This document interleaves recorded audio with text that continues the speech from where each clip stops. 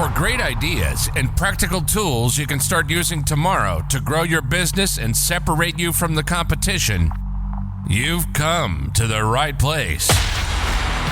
If you're into B2B marketing and sales, then welcome to the one and only B2B Marketing and Sales podcast. With over 60 and counting total years in the trenches of businesses small and large, they have a plethora of knowledge and experience that generate you more leads, capture more clients, ring up more sales. Well, doggone it, just make you more money. How about that? Always thought-provoking, yet dubiously entertaining. Please welcome to their respective microphones across 3 time zones, your co-ringmasters, the Dave Loomis, and not the rock star, Steve Miller. Hey, everybody. We love doing this. You know what? This is Steve Miller, better known as Kelly's dad, marketing gunslinger. Let's not get into all the other... At my boxing class, they call me Maurice. Uh-huh. That's an insider, and I certainly hope you get it. So, and I am here with one of the few people I can call friends on the planet, Mr. David Mayo Loomis. Crap. I didn't put your book out here for me to hold up. There it is. That's okay. No big deal. No big deal. You can just anyway, imagine that I'm holding a book and it says it's the title of the book is Marketing is Everything We Do. That is correct. Some people call me the voice. And the voice. And they also call me the Dave Loomis. The Dave Loomis, the voice. I'm proud. I'm proud to say that I know him. Goes on and on. We love doing this. Even though I have a cat, a very unhappy cat meowing in the background. We cannot hear that cat. We cannot. I find that hard to believe because he is loud. That's fine. So, welcome to the B2B Marketing and Sales podcast, folks. That's it. He got it. Nailed it. We have been around for over a year now. We're in the top 10% of podcasts on the internet, and with the bullet. Yeah. With the bullet. And for those of you who don't know what that means, Google it. What are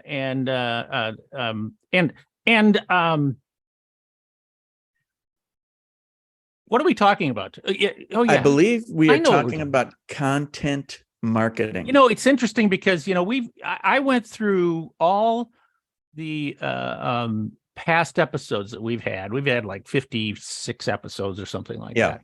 And I went through them and I thought, because I was thinking about the content marketing is so important. And I thought, well, surely we've talked about content marketing. I apologize for calling you Shirley. That's okay. Yeah. And just don't call me late for dinner. That's right. That shows how old we are.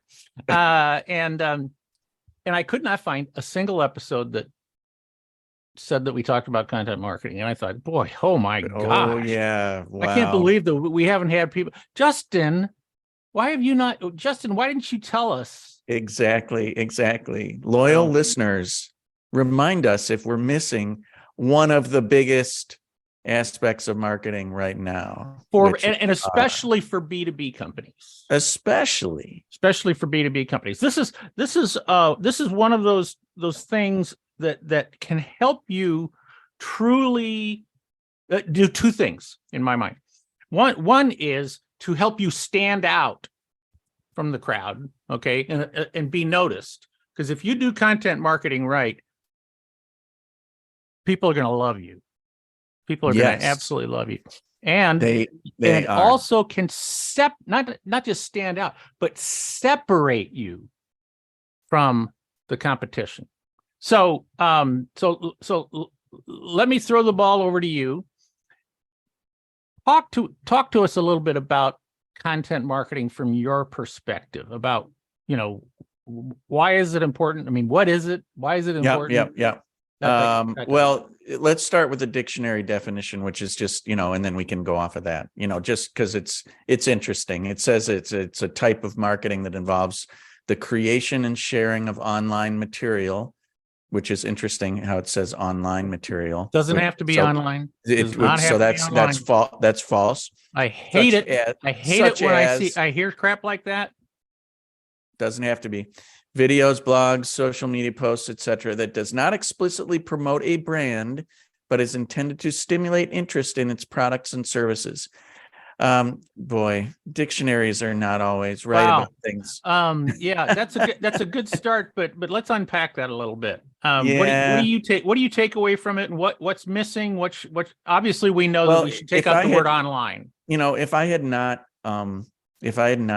read a dictionary definition, I would say, to me, and within B2B, content marketing is using one or many, and hopefully many forms of media to reach your target market, aka Moose, with information that you know more about than they do, and that information is valuable to them. And because you have been kind enough to take the time to share that information with them, probably without a hard sales pitch, but just you shared your information and your knowledge with them, they take that to heart and remember you, and perhaps raise their hand and say they're interested, and perhaps work with you in the end, but perhaps never work with you, but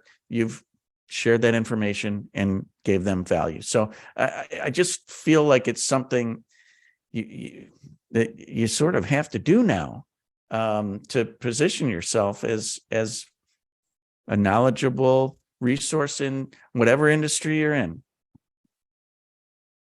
Yeah, I mostly agree with that. Content marketing has kind of replaced advertising. And in that, advertising historically, in my mind, advertising historically is playground shouting, where advertisers are trying to outshout each other. And all you're saying, and all you're saying is, we're the best, we're the best, we're the best, and you're just saying to people, you should buy us. And that's an advertising, and advertising, it also kind of tends to be brand awareness type of stuff. Right. It's the awareness thing. While content marketing, when that first came out, many years ago, the idea was that, if you send, and this is kind of how I define content marketing, as being useful and interesting information. Yes. I mean, that people find to be useful and interesting. And the more immediately useful it is, the more valuable it is. 100%. Yeah. It definitely. I've done some, as you know, I do a lot of voice of customer research. And when I call people, customers of B2B firms, usually at some point in the conversation, I ask them about media that they consume and things that they get, especially from my client. And do they even read the stuff that, gets sent to them? And if so, what do they read? And just, they'll say, oh, the thing that you send every 6 or 8 weeks that updates me on the changing laws, that govern us, so that we can stay in compliance. That's really helpful, because I can't always track that stuff on my own, and I always read it, and then I always pass it on to somebody that's so helpul. That's just one example. Perfect example of useful and interesting. And when you described content marketing, and you described kind of what content was, you sort of alluded to that it's something that you have a particular knowledge of, experience with, or something like that you are sharing with them. And that's where I said I mostly agree with you, because you see, that's fine. I think that's fine to be able to do that, but I don't think it has to be 100%. To me, it's what, and I will share some examples of what I'm talking about here in a little bit. How can you help your moose, your prospects, your customers? How can you help them be more successful? Yeah, that's a very much better way of looking at it, and it's a better way of saying it, because that's what it's all about, is helping our customers be more successful, or our prospects, or what have you. And that makes it interesting and of value to them. If it has nothing to do with them, and you can see, it's so easy to see through just fluffy content. And I have there's somebody that I know, who I won't mention, who has a business, and they send out, I'm sitting right here. I know who you're talking about. You're talking about me. Not you. Not you. They send out so many emails to their customers, and you think that it's sort of, and what's the common right thread way. of emails? What's the common thread? Well, the common thread is, at the end of every email, the only solution to any of the problems this person points out is this person's product. Mm-hmm. And so it's a sales pitch. Every single thing that they send out, it's supposed to sound like helpful information, but it's really a sales pitch, and their solution is the only solution. Right. Sometimes you could send out a buyer's guide, and say, mm-hmm. here are the things that you should consider when selecting blank. Yeah. Blank. And leave it at that. Because is your company or product or service always the best fit for every single possible situation and customer? Right. I don't think so. I hope not. Because then you're not targeting your market tightly. Yeah. My old, and I started to say my old buddy, a friend. I was lucky enough to get to know Zig Ziglar. Gotcha. He was known for, so many great sayings and stuff like that. But one of them was that he used to say, he says, you can't light a fire without putting some wood in the stove. You got to put the wood in first.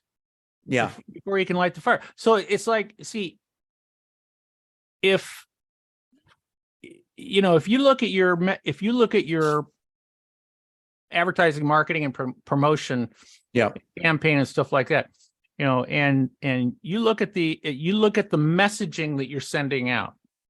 If your messaging is basically a sales pitch, then people are not happy to hear from you. They really aren't. You don't really need the sales pitch. If you position your content correctly enough, and you make it easy enough for people to find you, you don't need that. You don't need it. I teach to all of my clients that the purpose of marketing is to be on the mind of the prospect when the prospect is ready to buy. Right. And when is that? Well, and here it is. And I'm gonna do another name drop here of another friend of mine. Okay. Nito Cobain, who is president of High Point University, owns Great Harvest Bread, on the board of directors of BBT Bank or something. Is that what it is? BBT? And international, Horatio Alger or visionary. This guy, dude. You hate this guy. All right. You hate this guy. he once said, I heard him say this one time, where he said, when the lightning bolt comes out of the sky and strikes that prospect in the middle of their head, and they go, oh, I need this solution. I need to solve this problem, and I need to solve it right now. Do they think of you first? Do they think of you second? Do they think of you at all? Uh-huh. And and so when I'm working with my clients, I keep saying, actually, what our objective is, they don't even think of anybody else. That's our objective. And so what we want to do is we want to communicate with people with useful, interesting information that helps them to be more successful, so that, they like to hear from us. Like you said about that guy who said, I love getting what was it, an email? I assume it was an email or something like that, or it might have been in the mail, for gosh sakes. Right. And that they want to hear from you. They're happy to hear from you. Right. So like you send them great stuff, you got like all these series of things that you're sending out to people, and you send them great stuff. And then, maybe every fifth time you say, oh, by the way, if you have a need for this type of thing, please consider us. Yeah. Okay? Yeah, exactly. And then it goes back to great stuff. Right. So now my name drop opportunity. I'll tell you what, Joe your name drop list I do just know, kills me. Just absolutely kills me. I do know Joe Polizzi, who founded the Content Marketing Institute. That's not a name drop. And he's in Cleveland. Well, he's okay. He's a good dude. He's a smart dude, but that's not a name drop. Oh, okay. Well, Dermot is a name drop. Oh, okay. Yeah. Well, the last time I talked to President Obama about content marketing out at on Nantucket, he said this. He said, a blog post is like a mini skirt. It needs to be long enough to cover the essentials, but short enough to keep it interesting. There you go. That sounds classic Barack. Yeah, that's what Obama said about. No, that's really what Joe Polizzi said. I don't want to. Oh, so Joe Polizzi said that. Okay. Yeah, but it's still pretty Obama, smart. he would laugh and say that he agrees with that. Let's just face it. I'm not sure Joe made that up, but okay. He probably didn't. No, that actually sounds like something that's been around for quite a while. Of course. Yeah. Of course. So, but it's okay. It's okay. No, it's who you heard it from. So that's what gives it validity. So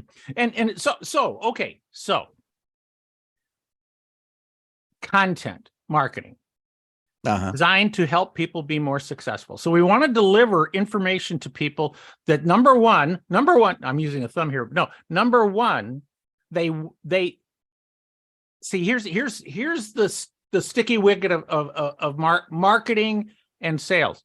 Is that, I preach, my smoking hot wife, Kay, and I, we preach next step marketing and sales, next step, which means don't sell the product, sell the next step. And so like, if you send an email out, if I send an email blast and you're on that list, what is the next step that I'm looking to have happen? Right. You want me to open it. Bingo. That's it. Okay. That's the next step. First of all, you want me to open it, and then there's another step. You have to open it, right? Yeah. And then after you open it, you want me to click and read it if it's something you want me to read. Okay. So let's just start right there, okay? And now, see, and this is true of no matter what. I like if you're exhibiting at a trade show and you have moose walking down the aisle, the next step is they have to stop. Yeah, just stop. They have to stop and look. Stop and look. That's the next step. All right. If you send somebody a letter in the mail, the next step is they have to open it. right? Not throw it away. Not throw it away. So the idea of providing useful and interesting information via content is to get in their head to where when they see something coming from you, they open it. Right. So you trick them to make them think that it's something from the federal government that they have to open, or they're going to be arrested. And that's really smart. Yeah. So that's what I recommend to most of my clients. Yeah. Yep. Now, unfortunately, because I recommend that a lot. I used to do that. There's a lot of those emails out there now my in ex B2B clients, world. Yeah, exactly. No, you gotta attract attention and I want people authentic to look for you know what, if they see, think about your, the number of emails you get. We'll just use email is because email, you can provide great content via email, but if they don't open it. Oh, I mean, I don't know. I spend part of my day going delete, delete, delete, delete. Yeah, we all do. Yeah, we all do. And so number one, I mean, you have to understand that whatever the subject, if they don't know who you are, your subject line on your emails better be something that talks about them, talks about what useful and interesting information you have for them. Okay, just it's no different than anything else. In order to get people to want to communicate with you, they want to hear from you. They look forward to hearing from you. Like your example was exactly perfect. That person looked forward to getting that information. Right. And they used it. And it was useful for them. And so now imagine that if all of a sudden lightning bolt came out of the sky, and all of a sudden they got an issue and they start thinking, who can solve this for me? Let's go back to Nito's thing, or, do they think of you first? Do they think of you second? Do they think of you at all? And I say, I don't want to be on a list. I want to be the only one they think about. So have you planted the seeds with them? Have you put the wood in the fireplace? Have you, or in the stove or something like that, ahead of time, so that when that moment happens, they go, David Mayo Loomis. Exactly. I've had clients, and I don't know if this really falls under the content marketing per se.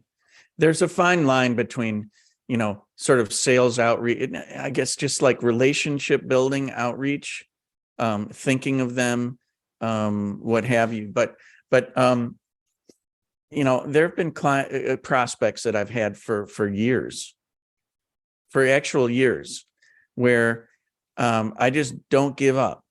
I send them something. I send them a note. I send them an article they might be interested in. It doesn't have to be my own content.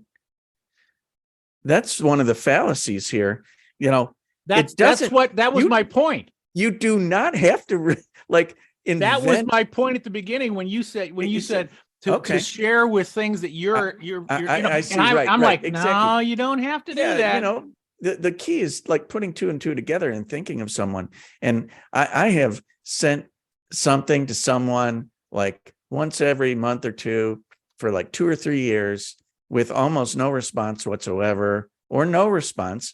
And then I get a call completely out of the blue, or an email saying, hey, we have this need.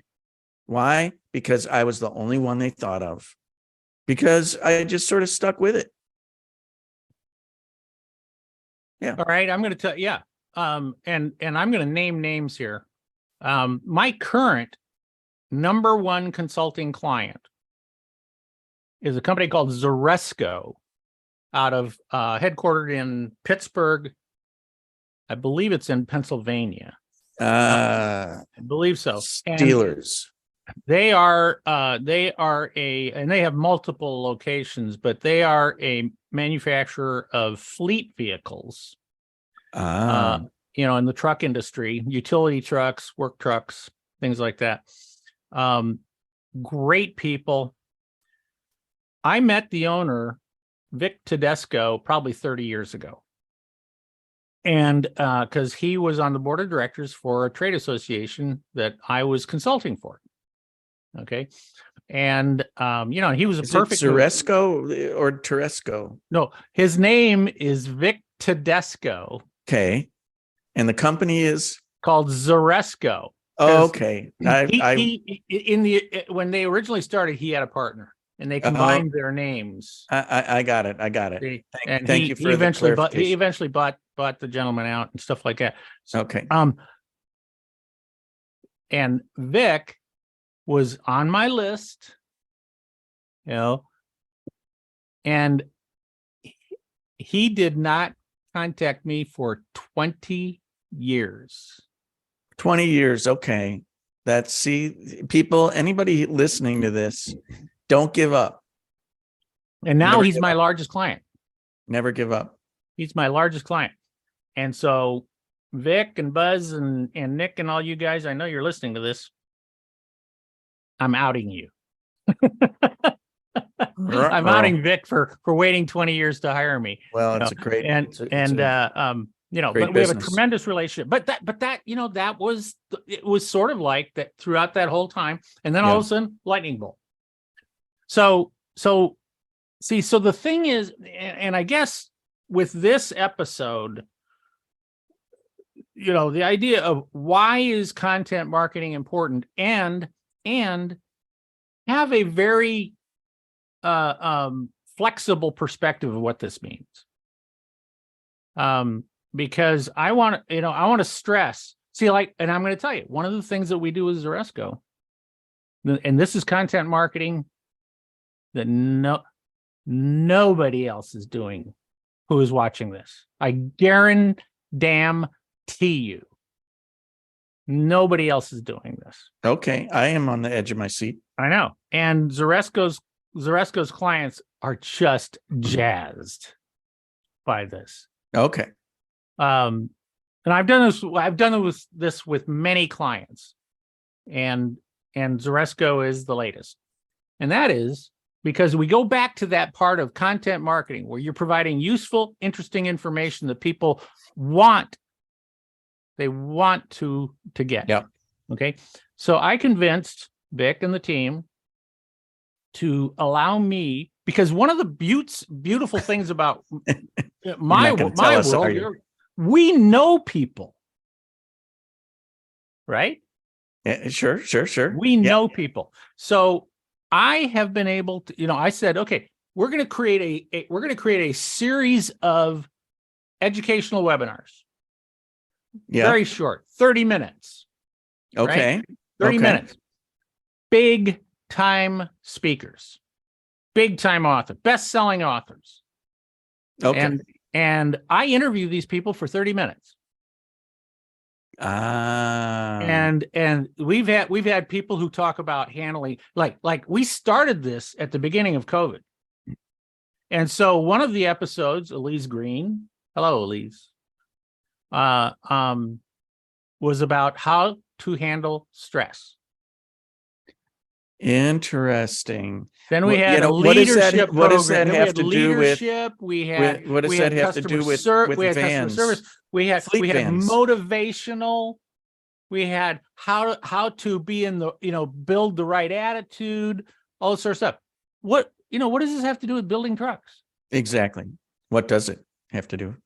And let me tell you something. And now, of course, we pay these people to come on and be with me. And, and I interview them for, like I say, 30 minutes. It's all it is, 30 minutes. Yeah. And their clients think this is the coolest thing they've ever seen.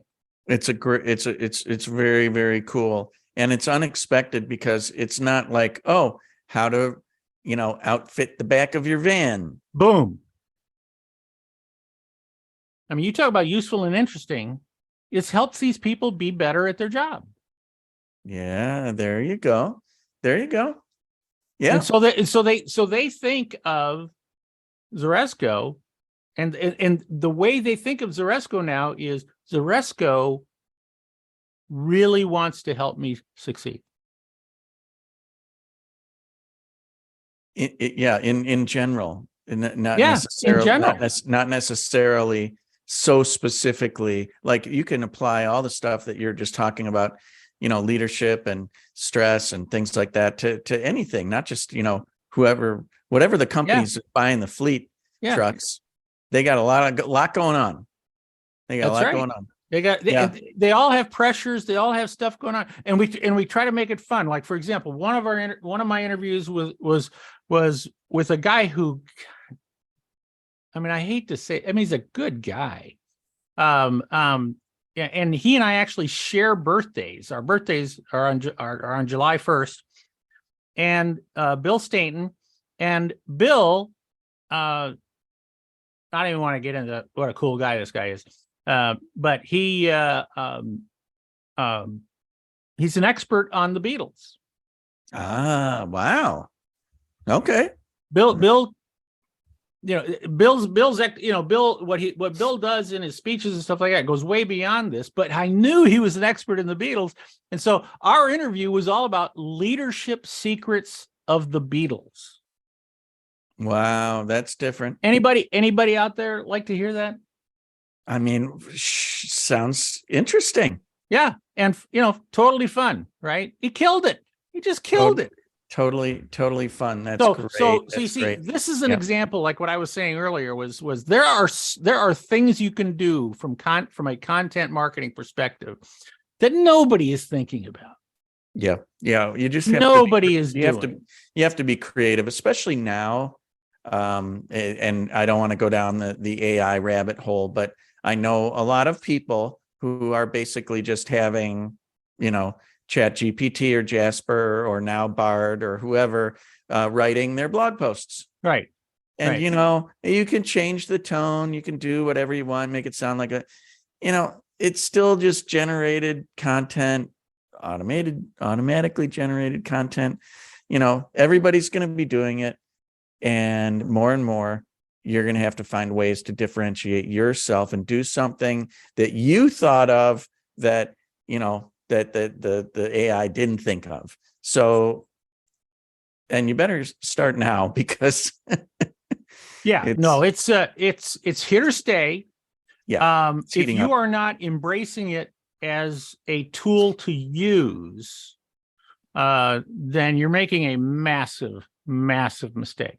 But if you then start to use the tool like you were just saying, Dave, that where they just kind of, people just kind of say, okay, write me a blog post about customer service. All right. And, and it spits something out, spits 500 words out, and then you just copy it and you go put it in your blog post. I'm sorry, folks. You know what? That's crap. It is. And people know crap. All right. Let's remember the old adage again. I don't think Zig Ziglar said this, but he probably would have if no, he didn't say this. But if it looks like a duck and walks like a duck and quacks like a duck, it's a duck. Right. I think Obama said that actually. Oh, you're right. Yeah. You're right. Now that I think about that, you're right. So so here's the point. I think that we are going to talk a little bit more about this because there are there's also more ways to use content marketing we should make this a two-parter because we haven't even touched on all the different kinds of content that there are. Oh my gosh, that's right. And also, see, here I hate it when people are obvious. Okay. When they do the obvious. Okay. Yes, right. Because if you do the obvious, you're not standing out from the crowd. No, you're not. If you send out a newsletter and it looks like it quacks like a duck, looks like a duck, and you're just sending out a duck. Yeah. Did I talk about Graza olive oil? Go for it. Did I talk about Graza olive oil? Oh, I thought that was that European drink. Did I bring that up? That's grappa. No, that's grappa. I'm sorry. Graza. I thought okay. No, tell me about it. So Graza. Okay. Graza. Okay. Yeah. And I suggest that you, Steve, and anyone that's listening, but especially you, will very much appreciate it.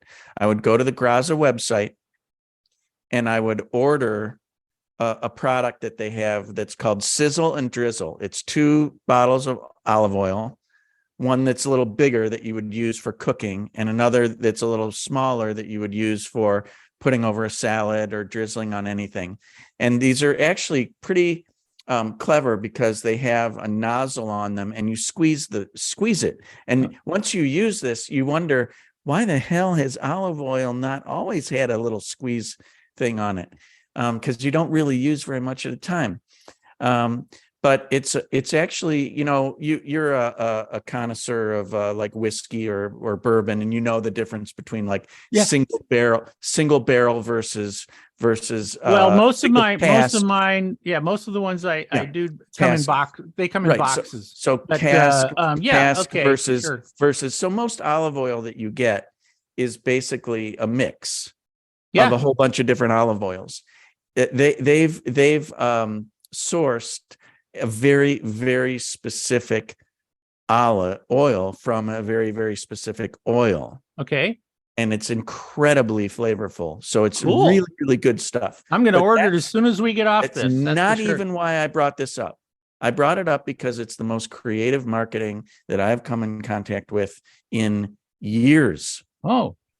The CEO writes notes once in a while that are just that he doesn't have anybody check the spelling of or anything. It doesn't even matter. If they screw something up, he writes an apology note. They send me, give everybody hear this, give them your mobile number, because they also text things. Now, when was the last time you heard of an olive oil company having a Spotify playlist? They texted me a Spotify playlist for me to play while I'm cooking. No, you asked me when was the last time. I'm trying to think of when was the first time. When was the first time? Well, that's just one example. They send recipes all the time. I love it. Fun stuff. Unexpected, not obvious. And let's rewind that back into our conversation, because that is useful and interesting. Now, see, and here's the thing, is there are 2 ways you can be useful and interesting. One is professionally. Has to do with your job. Their job, right? And the other one, personally. Has to do with the person. Here's the thing about B2B marketing. In B2B marketing and sales, we are still, and we had this conversation. This was part of one of our episodes. We had this conversation where we say, look, you're still people doing business with people. They just happen to represent a company. They're buying for a company. But the people-to-people part, they are much more dependent upon you in B2B, human to human, than consumers are in B2C. Absolutely. So you just have to you got to be able to take a few risks to do something different. Like this one Graza thing that I just got, it says, it says, we're going to help you make an important decision. So what was the first step? You had to open it. That's interesting. I think I might open that just to see what they're saying. That's a great line. It starts with, ready for more Graza? Yes, refill me. That's the call to action. But it says, not quite sure? Follow this mostly helpful and a bit cheeky flowchart to help you decide what to do next. Do you have a mouth? Yes or no? If it says no, if you follow the thing that says no, it says, do you live with someone who does? Yes or no? If yes, need a great gift idea? If yes, order some more. If you don't have a mouth, if you do have a mouth, has it been graced with the taste of always fresh, never blended olive oil recently? Yes or no? And it follows it down. It's just funny. And they have a subscription. Okay. They have a subscription. You could subscribe to olive oil. We love subscriptions, and even in the B2B world, B2B world, you can have subscriptions. It's the club you want to be in. The club, like to say, everybody wants to be a member of. So check it out and try to Graza-ize your B2B business. I just made that up. I love it, and I think that's a great place for us to end right here. But we are going to continue this conversation. We are. I want to get into some more very specific examples of how to use different, some of the different media that are available for us. I shared the one about doing webinars, but yeah, this is going to be great. It's kind of a line from Animal House or something. I think one of them says like, "This is going to be great."